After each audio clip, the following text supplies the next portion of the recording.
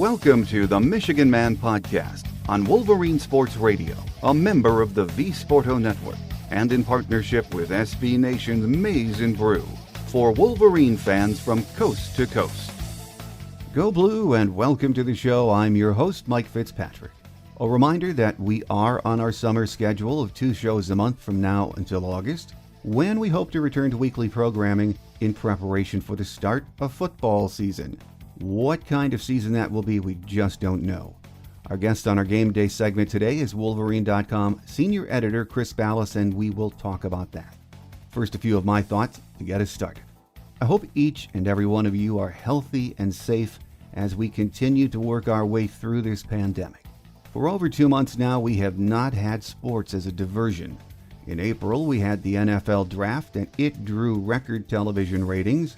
Then last weekend, UFC 249 was held in Jacksonville in an empty arena, and it too had record ratings for that sport. Fans are hungry, we all know that, for the return of baseball, golf, tennis, soccer, and other sports we enjoy during these spring and summer months.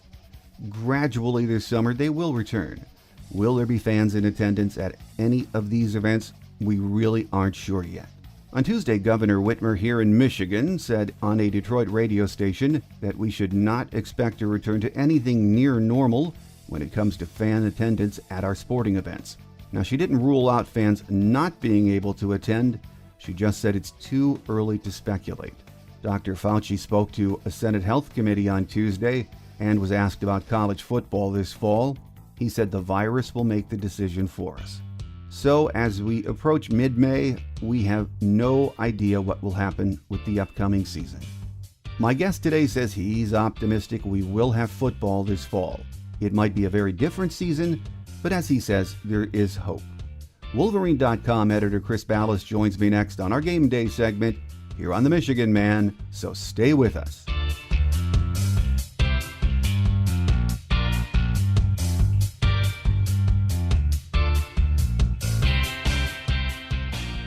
Here with us on our Game Day segment this week is Wolverine.com senior editor Chris Balas. It's been a while, Chris. Great to have you back with us. Hey, Mike. Thanks for having me, buddy. Not a lot going on, as we know, on the Michigan sports scene or anywhere else in the sports world. So we're in speculation mode, waiting to see what's going on with especially college football. Ward Manuel has been saying for weeks now, Chris, if there are no students on campus, there will be no fall sports. It's that simple. And that seems to be the NCAA's consensus too right now, doesn't it? Yeah, Mark Emmert, the president, has said the same, and it makes sense, right? The interesting part about it is going to be, what about the colleges that decide that they're going to go forward, and there are going to be some that don't, and how is that going to affect different programs? And we're already seeing the ramifications of this, and you're looking at programs. I think Western Michigan just recently cut its budget by $6 million. Head coach Tim Lester took a pay cut. What we're hearing is Wisconsin's going to suffer mightily, teams like that and programs like that.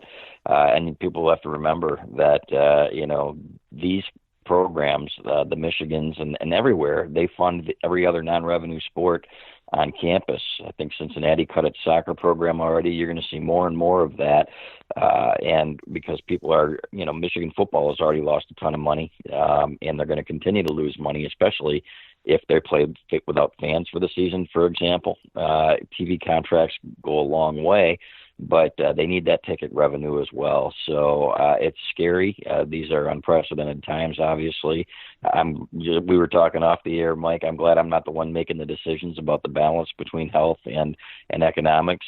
To me, there's a common sense element to it. There are people that you need to protect, other people that that might not be as susceptible, go about their business. But at the same time, there are liability concerns as well if you pack a bunch of people into a stadium. So I think there are still a few months before this all gets sorted out. But the one thing, like you said, Ward Manuel and Emmert and all these guys are saying is that if there are no students on campus, you're not going to have sports.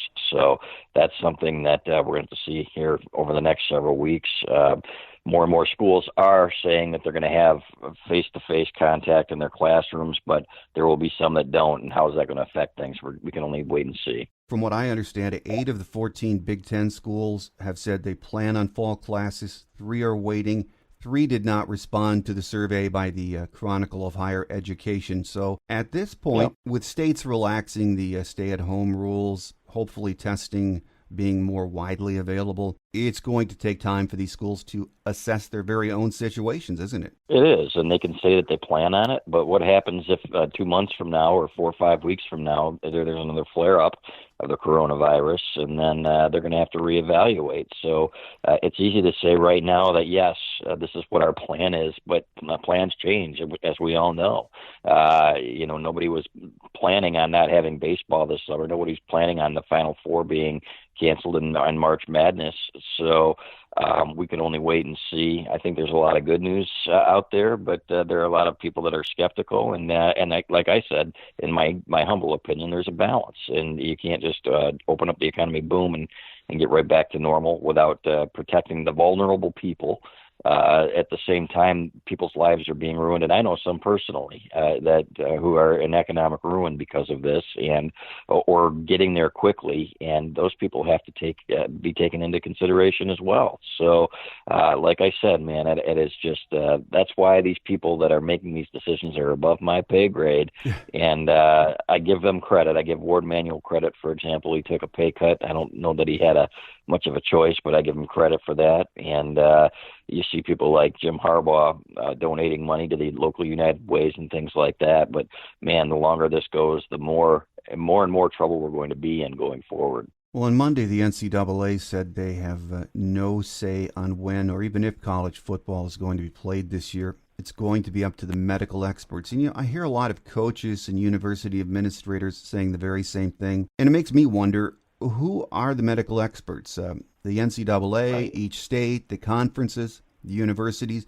Do we know ultimately who is making the decision for all of sports? Is it nationally or is it regionally? We really don't know, do we? No, we don't, and that's the thing. And there's nothing uniform about this. And we've heard the SEC say, the commissioners say that we're going to play football, and if nobody else does, we'll just play within the conference and we'll have our own season type of thing. There is no uniformity in this, and that's because of the unknown. And you know how seriously they take their football down south, right? Try telling LSU and Alabama fans that you're not going to have football this year, and see what happens. As ridiculous as that sounds, even if it becomes at the expense of safety. So that's why this is what's going to be so fascinating, and I don't know if that's the right word, but to see how different areas and different regions are affected, and what the plans are going forward, because I don't think you're going to come to a national consensus. I think, like I said, there are going to be programs that are like, okay, we're not going forward. There are going to be other ones that are like, yes, we are. And one thing that Ward Manuel said last week was the ADs haven't talked about, okay, what if only 8 of 14 schools are ready to go? Will we continue? What if it's 10 of 14? Is there a number? They don't know. They haven't gotten that far yet. They've broached the subject a little bit, but ideally, obviously, you have all 14 schools open up, and you have students on campus, and this thing is somewhat behind us. And but in terms of crowds and things like that, are some regions going to, that haven't, for example, what if one state, has no cases or has very few new cases, and another one is still, they're still flaring up? Are you going to allow fans in some stadiums and other fans not in other stadiums? I don't know. I really don't, and that's why we kind of have to wait and see. It's going to be several weeks, in my opinion. The only thing that we can hope is that this thing continues to trend down and downward, and we get to some sense of normality here, Mike, in the next several weeks. We know each conference is putting together a set of what-if scenarios for the football season and fall sports. So let's talk about some of them we've heard, and there are a lot of them floating out there. The first scenario that I hear mentioned most often and read about is, you start camp on time in August, play a full schedule with limited or no fans in the stadium. At this point, that does sound like the best case scenario, though, doesn't it? I guess so. And again, it kind of depends on what happens over the next couple of months. So maybe we'll be pleasantly surprised. I'm not expecting that, but you don't know. But I think I don't think you're going to see, for example, I think the Washington game at Washington is going to be rescheduled, and I think that they've already talked about that, to be honest with you, from some of the people that we've spoken with, and that's disappointing. But again, it's safety first, right? Maybe you bring in a Ball State, or well, they've already got Ball State, but say you bring in another MAC school, and for example, for a Big Ten program, and I know that Notre Dame, for example, is scrambling to schedule some things with Big Ten schools. How ironic is that, right? Yeah. But then maybe do things locally rather than across the country, and putting these kids on a plane and going out to play in an empty stadium. That doesn't make any sense anyway. Let's be honest. It's so bizarre because having fans in the stadium is such a big part of college football. And I've heard so many people say that, the pageantry, the bands, and the cheerleaders and the crowds and everything else. When I went down to the Big Ten tournament, and we were a couple of like 50 to 100 people in the stands right before Michigan was getting ready to play Rutgers. I'm thinking, this is one of the most bizarre scenes I've ever seen here in this big arena. Yeah. Indianapolis, and it's just a couple of teams and some coaches and a few parents and then the media, and I thought, man, this doesn't feel right. So but if it comes to that, because there's money involved, I'm sure they'll probably do it. And then I think what you're seeing overseas, for example, at some of these baseball games that are going on, is that they're introducing fans and practicing social distancing and limiting the number of people in the stadium.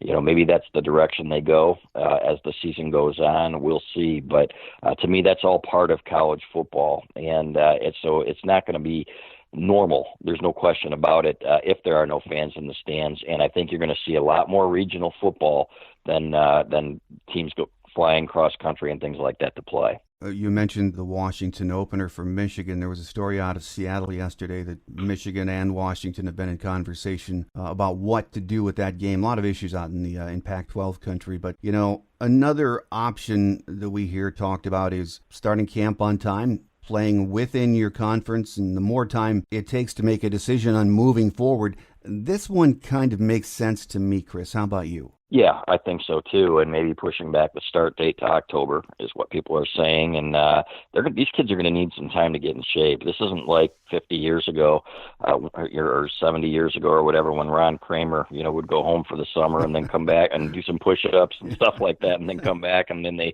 just get started again.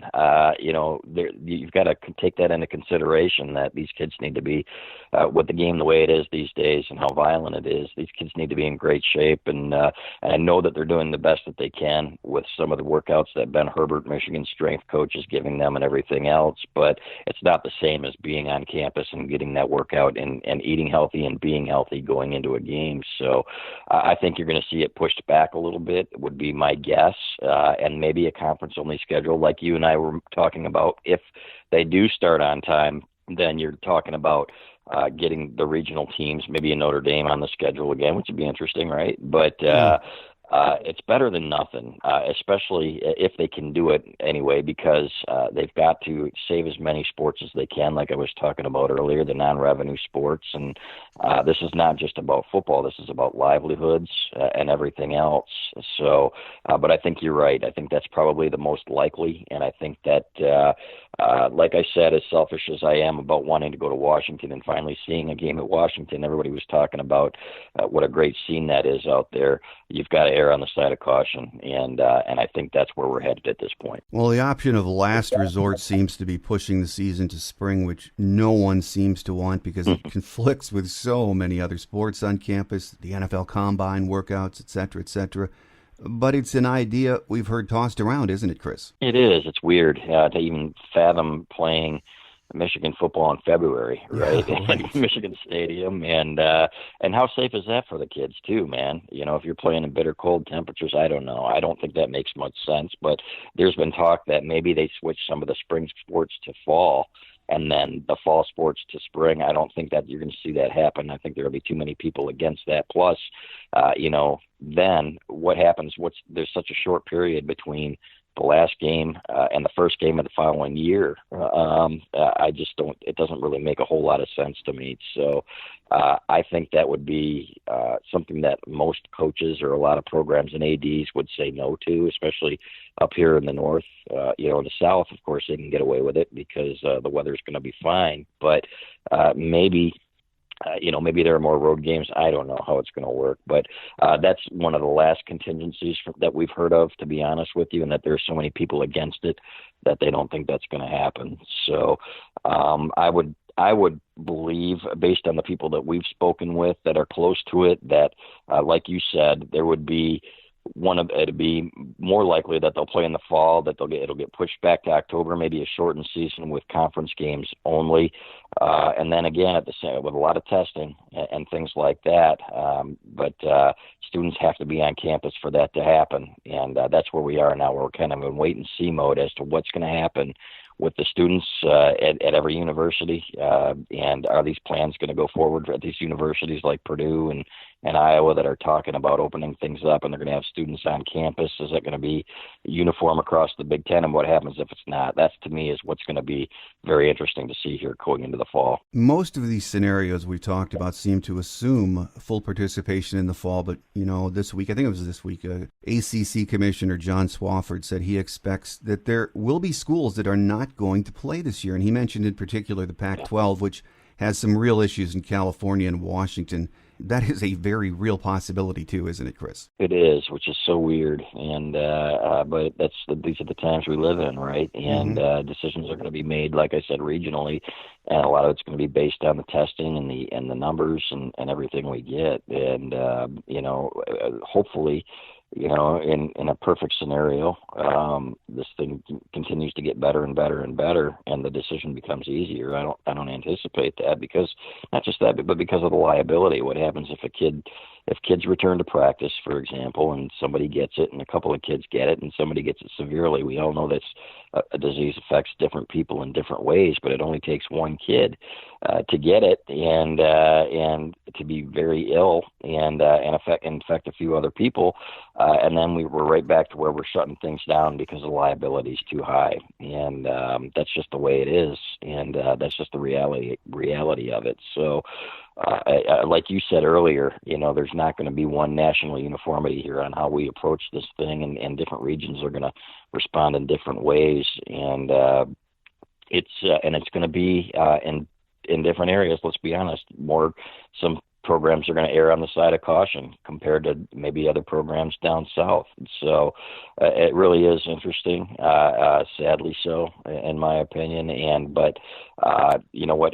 If, for example, we go without a football season, then you're going to see several programs, in my opinion. You're going to see less programs the following year. It's just not sustainable with the money that's being lost right now, and it's not realistic to say that sports are more important, for example, than academics, and we need to do and pump as much money into this as we can to keep it afloat. You will see programs disappearing left and right, not just at the non-revenue sports, in my opinion, but basketball, football as well, and in my opinion, you're already starting to see that. Well, Chris, at this point, whatever scenario plays out in the fall, I think it's highly unlikely that there are going to be any fans in the stadium. Would you agree with that? Yeah, I think that's probably right. And again, it's going to be add a weird element to it. I think you'll have the media there. I think you'll have maybe they'll say families can go, and as long as they're socially distanced, and it's going to be bizarre. And but I think that is at this point the most likely scenario. Depending, and let's see what happens too, though. Like for example with baseball, I know that baseball is planning on opening up in July. Maybe they start introducing fans back to the game, kind of like they have been overseas, and seeing what happens there. But you're not going to see 110,000 people crammed into Michigan Stadium, shoulder to shoulder. I can almost guarantee you that. Even if they said that, okay, it's safe, and if we follow these precautions, and you get your temperature taken going into the stadium, and we have all this ready to go. We did an informal poll on the Wolverine.com site, and we said, how many of you season ticket holders are going to go back, even if they do open it up? And a third of them said no. Another third of them said that we would go if we felt that the precautions were sufficient, and masks and everything else. And the other third said we'll go no matter what. So, but you're talking about the end of the 100,000 streak, which obviously is trivial in all of this, but you're going to see it's going to be different. There's no question about it. But I think you're right. I think that's where we're headed at this point. I don't think that's the best case scenario because there's still several weeks. There are months here before we get to that point. So, but I do think it's the most likely scenario at this point. Well, the revenue crunch for all sports, especially the non-revenue sports, is a real thing, and people will say, hey, there's TV money coming in, we think. But when you look around the sports reporting world, the entertainment world, whether it's the print media, electronic media, or ESPN, Fox Sports, those advertising budgets have been diminished greatly already. So with the networks possibly wanting, I'm sure they are going to want to rework those contracts. That's diminishing revenue any way you look at it, isn't it, Chris? Yeah, without question. And some of my colleagues have been furloughed, with that cover sports. And I mean, this is, like you said, the economic stuff. That's just it's unbelievable what we're seeing right now, and it's gonna continue that way. And that's just the way it is. So it's gonna be interesting to see how quickly this starts with what we've already, like I said about Cincinnati soccer, for example, but we know for a fact, and speaking with some of our colleagues in the Big Ten, that Big Ten schools are already planning on cutting some sports, and we're talking about big universities here, and so is it a case of only the real rich get richer because everybody else is getting poorer? I don't know. I think the Michigans will be okay. Michigan has lost $1 billion already, and that was as of a week ago. A lot of it on the medical side, but it's still money coming into the university. So I don't think you'll have an issue there. But a lot of these schools depend on that revenue, and like you talked about, the advertising revenue and the bucks from TV, that Big Ten network contract. The Big Ten network can only get by so long, Mike, with showing old, replays of Rutgers versus of Louisville. TV ratings matter and advertising dollars matter. So it's scary for sure, and I feel bad for these people. It's not just about kids playing sports. It's about coaches, and it's about their livelihoods, and it's about scholarships and everything else. There are a lot of lives that involved in this, and a lot of livelihoods. So really is sad, and all we can do at this point, I think, is hope for the best. Well, football and fall sports are what we're concentrating on right now, but what to do with basketball, hockey, and the winter sports is really up in the air too, isn't it? It is, and what we've heard is from a lot of people is that they're talking about pushing that back to the start of the actual start of the year, maybe some of these seasons. And, if you push football back, then it stands to reason that you're going to push those other sports back as well. It just is what it is. So, and I actually talked to Strauss Mann, Michigan's goaltender, several weeks ago, and he's like, he was talking about working out in his garage and things like that and trying to stay in shape and wondering, what's next for us as well. And, it really makes you wonder about where this thing is headed as well. We do expect that, there will be seasons. I don't think there's any question about it. And that's the way that they're progressing, and that's what they're planning for. But it'll be fascinating to me, for example, with basketball. If basketball were to start in January, you look at a lot of these recruits, these one-and-done kids at schools all over the country, how many of them are just going to bag it and say, well, forget this. Why would I play for, 2 or 3 months? I'm going to prepare for the NBA, or I'm going to go to the G League. We're going to see more and more of that. These are going to be some of the ramifications, in my opinion, that we see in that as well. So it's crazy. It's going to be interesting to see how it affects recruiting in that sense. And but again, I think that's what we're headed toward at this point, is that late starts for the seasons. If football gets pushed back from the people that we've spoken with, that's obviously going to be the case for the hockeys and the basketballs as well. Well, then there are the spring sports. Players could be granted an extra year's eligibility. Softball, baseball, track. Their seasons were shut down as they were getting started. And you'll still have an incoming freshman class in all of those sports this fall. So you say to yourself, what do we do with them? Redshirt them? It sort of makes your head hurt to think about the work itself that has to be done, I haven't heard many answers on how that's going to roll out. No, but it made no sense to me when they were talking about basketball in that respect too. Yeah. You know, okay, let's give these kids that have played most of their seasons, and that's not going to happen. Obviously, these kids that have played most of their seasons, and people were saying, oh, let's bring them back for one more year, and how many kids would come back? The NBA kids are going to go to the NBA, right? They're ready to get their careers going, and so. But you're right. There are going to be so many things to consider when you talk about how many kids you're going to have on scholarship, and what kids are coming there. The freshmen are coming there with the promise that, hey, you know, this is where you fit, and you know, you're not going to be part of a 30-man team or something like that on a team that has 20 players. And so I don't know how it's going to work, but it's a mess, and that's why I think we're so still. No matter what happens over the next couple of months, barring a miracle, you know, we're going to be feeling the effects of this for a few years at least, and probably much longer than that with all of the sports that we're going to lose and how things shake out. Well, as we've been discussing, we don't know what's going to happen with football, really any of our pro sports either, moving forward this year. But even with a limited schedule, maybe even no fans, it will still be good to get them back. And I think it would give us hope, and, you know, even in a small way, that we will beat this pandemic, we will rebuild our economy. At a time like this, we need that hope that sports brings us, don't we, Chris? Yeah, it's something, right? And being cooped up for a couple months and several weeks, and without sports, I think we realize how important it is, and how much we miss it. In the grand scheme of things, it's not as important, obviously, as people's lives, but it's something that, in my opinion, that we need. And it's not just about entertainment. It's about people's lives and their livelihoods and things like that. So there's no question that it's going to come back in some form. We just don't know what that is yet. We all have to be patient and kind of wait and see. And I'm as anxious as anybody. My livelihood depends on it, obviously. We need football. At the same time, I am not callous enough to say, okay, we need to do this at any expense. Lives come first, and people's lives and health come first. So just praying for the best here over the next several weeks. Chris, one more question before we let you go. One thing that I and most of my listeners look forward to every summer is our Wolverine preview issue. Is it still coming out on time? It is, and we've actually done some interviews already, and we're working on that right now, and there are a lot of people willing to talk. I had a great talk with John Jansen the other day, Michigan's former All-American offensive lineman, does a great podcast called In the Trenches. If people haven't listened to it yet, I got his take on the offensive line. We still have our sources, and we're going to be able to reach out to these people and talk to these people. It should be as good as ever, to be honest with you, even though there was no spring ball. A lot of it used to be about, you know, what happened in the spring and who moved to the top of the depth chart.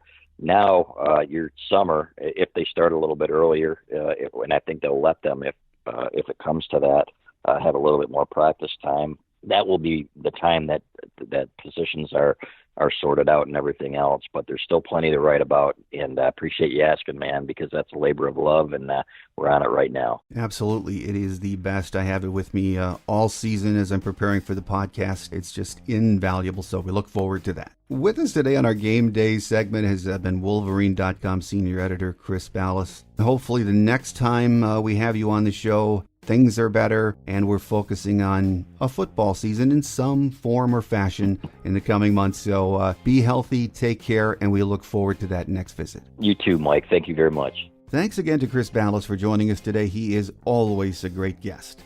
Our next show will air on May 27th. Steve Lorenz from 24/7 Sports will be here with the latest Michigan football news and, of course, his recruiting update. So mark that on your calendar. Remember, you can find our free show app in the Google Play and iTunes stores. We can also be heard on Spreaker, Radio.com, Spotify, iHeartRadio, and Stitcher. That will do it for this week. Thanks for joining me, everyone, and make sure you tell your friends and family about the show when you get a chance. I'm your host, Mike Fitzpatrick. Have a great Wolverine week, everyone.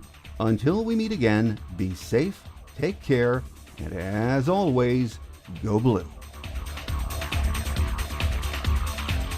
Thanks for joining us today on The Michigan Man, here on Wolverine Sports Radio, a member of the V Sporto Network, and in partnership with SB Nation's Maize and Brew.